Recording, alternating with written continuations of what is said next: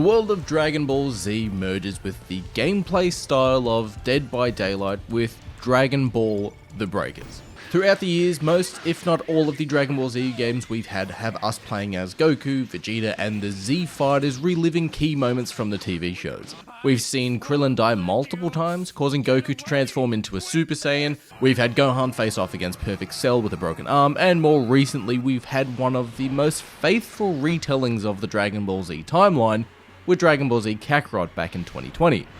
But now we've got something completely different in Dragon Ball The Breakers. Now, while I love Dragon Ball, if it's not obvious, I'm not overly a fan of this game. Is that to say it is a badly made game? No. Is it easy enough to find a game after 3 weeks or so after its launch? Yes, it is. But does it personally work for me? Well, again, sorry, no. Now, while this game might personally work for you, and if you are enjoying it, then hell yeah, man, power to you, but personally, this is not my kind of guy. Dragon Ball The Breakers is a 7-on-1 asymmetrical action horror light game that tries to replicate the fear of Dead by Daylight, but also the transformations of Evolve. The premise of the game feels like it was created from that small yet horrifying moment in the Android saga of Dragon Ball Z, where Cell is absorbing the people of Gingertown. The general gameplay loop is that 7 human survivors are trying to survive and escape via a time machine from one of Dragon Ball's most notorious villains. Survivors will need to search the map for time keys, which will then power up a time machine, allowing players to escape. Basically, rather than the generator system of Dead by Daylight to power and open the escape doors, you'll need to search crates in relevant zones to find a giant key, which is then placed into the ground to power a giant time machine, and it doesn't overly seem as smooth as you might expect.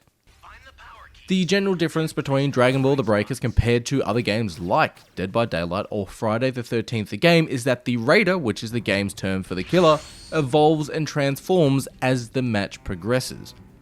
The more the Raider evolves, the stronger they become, on top of being able to permanently destroy portions of the map. Now, this is a unique new mechanic that we've not seen in a game like this before, where in games like, say, Dead by Daylight, the killer needs to patrol a fairly decent sized map and keep an eye open for survivors. Where here in Dragon Ball The Breakers, the Raider can destroy sections of the map to funnel survivors into certain areas. There are 3 separate maps in Dragon Ball The Breakers, each with different sections or biomes for players to hide from the Raider and to search for items.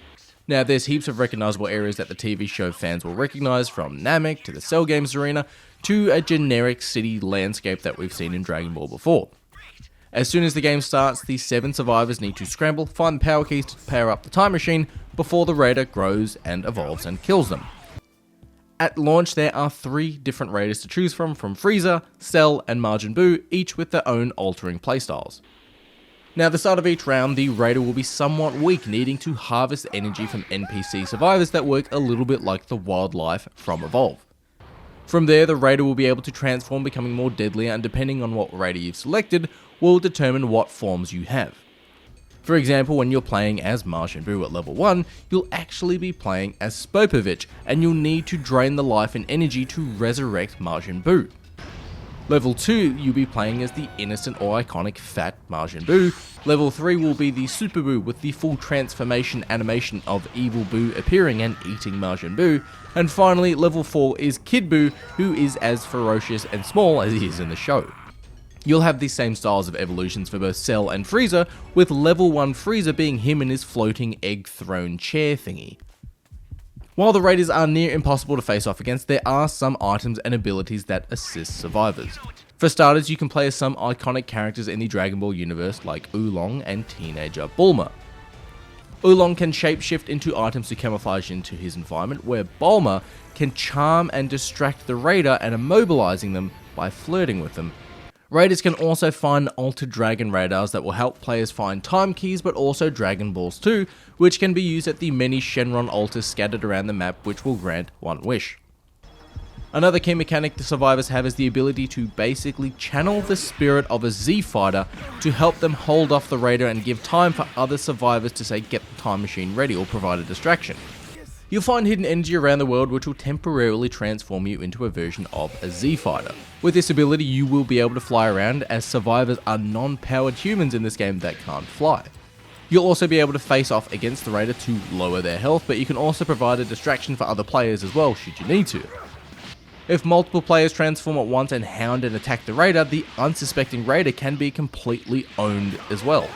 When you are channeling a Z-Fighter, you'll sacrifice energy to use an iconic attack or to fly around, like using, say, the Special Beam Cannon or the Gallic Gun. However, the transformation is for a limited time only, and once you've run out of energy, you'll transform back into your standard survivor form, which can be a bit of a problem if you're stuck in the middle of a fight with a raider, as the raider can honestly take out a survivor with 1 or 2 hits. Finally, survivors will also have quick get out of jail abilities to either quickly move around the world or to distract or disable the raider briefly. Some of these abilities are tied to what Z-Fighter spirit as well that you have equipped before you start the round.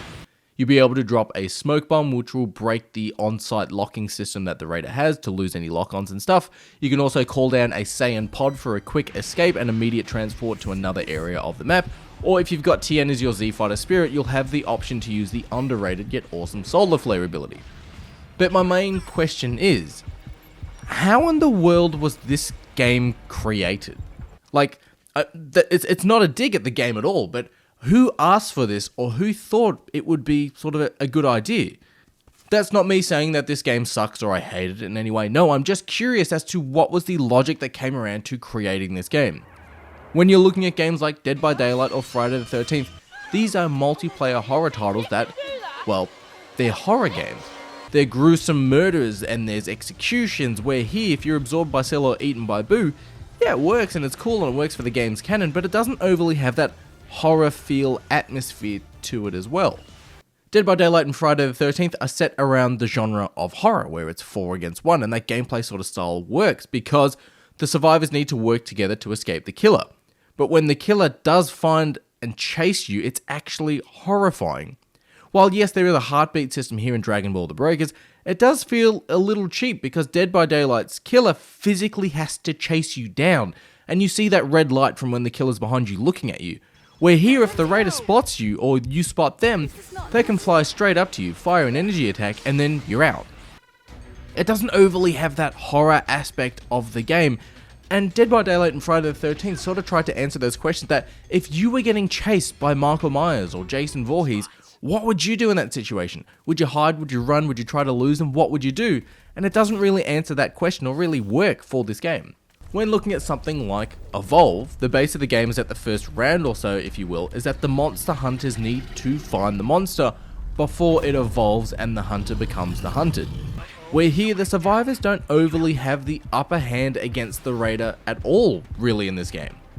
If you can simply find and track down the raider before they evolve, sure, you can take them out, but Breakers doesn't overly have that aspect to it.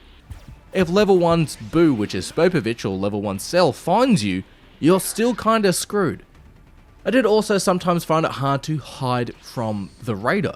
During one moment I was hiding and clinging onto a wall, basically into a tree, while watching Majin Buu transform into Super Buu, and as soon as the transformation was over, it was like he knew exactly where I was.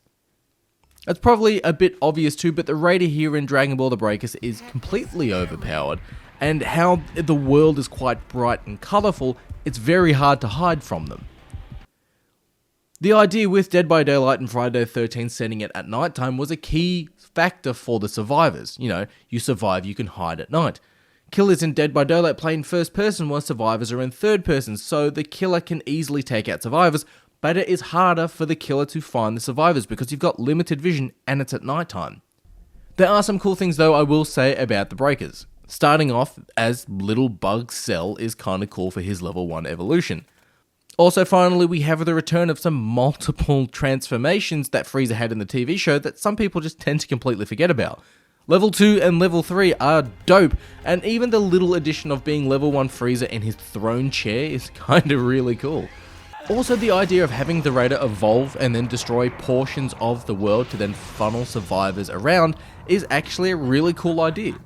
It's something that we've not overly had before when it comes to these style of games. But other than that, it does feel a bit like a Dota side game mode to say something of Xenoverse 2 rather than as a whole game as a new. Speaking of which, when you boot up this game, it even recommends in the corner of the screen Dragon Ball Xenoverse 2. When you arrive in this small little hub world, if you will, it's not really a hub world, but you can customize your survivors or you can change your Z-Fighter spirits or whatnot like that, you can see it's a small shoot-off part of Condom City from Xenoverse 2, and your character wears Time Patrol gear too. Thankfully though, the game is, for those of us living in Australia, $30, which, for a game that can provide more entertainment than having lunch in the city, ain't bad. Friday the 13th and Predator were like $70 to $100 on launch, and those games were pretty damn broken. Dragon Ball The Breakers feels like a friendly introduction to asymmetrical horror-light games like how Mario Kart is an introduction to, say, racing games. While titles like Dead by Daylight are a lot more darker in theme, Dragon Ball The Breakers maintains Dragon Ball Z's recognizable art style with a bit of poppy fun for Dragon Ball fans to enjoy.